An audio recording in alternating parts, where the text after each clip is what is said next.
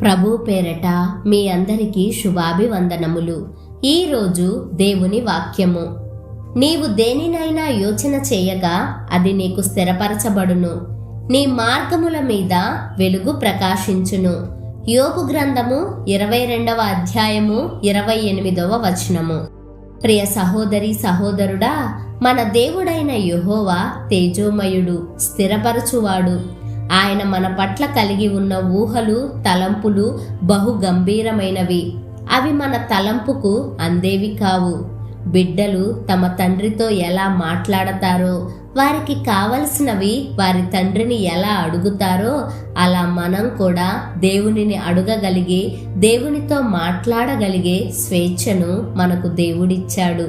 ఆ స్వేచ్ఛను మనం పొందుకోవాలంటే ఆయన పరిశుద్ధుడైన దేవుడు. ఆయన బిడ్డలుగా మనం పిలువబడాలంటే మనం కూడా అంతే పరిశుద్ధమైన జీవితం కలిగి ఉండాలి. దేవునితో సహవాసం కలిగి జీవించాలి.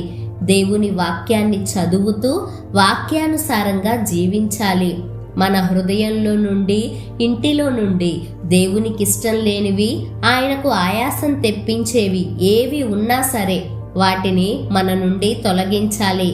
ధనాపేక్ష లేనివారమై ఉండాలి.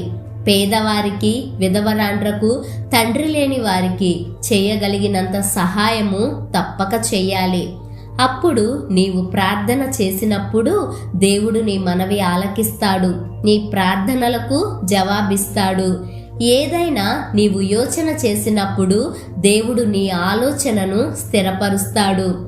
మనం వెళ్లే మార్గంలో అపవాది ఎంత చీకటిని నింపినా దేవుడు మాత్రం తన వెలుగుతో నింపి ముందుకు నడిపిస్తారు, గమ్యానికి చేరుస్తారు. కనుక దేవుని ఆజ్ఞానుసారంగా జీవించి దేవుడిచ్చే వెలుగును కలిగి జీవించులాగున దేవునికి ప్రార్థిద్దాం. ప్రార్థన.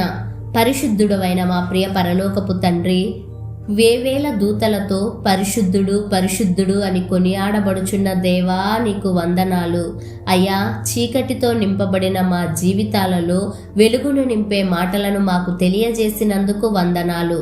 నీ వాక్యానుసారంగా మేం జీవిస్తూ మీ తట్టు తిరిగి మీరిచ్చే సంతోషం, సమృద్ధి, సమాధానం కలిగి జీవించడానికి మా అందరికీ సహాయం దయచేయమని యేసు అను శక్తి కలిగిన నామమున ప్రార్థిస్తున్నాము తండ్రి.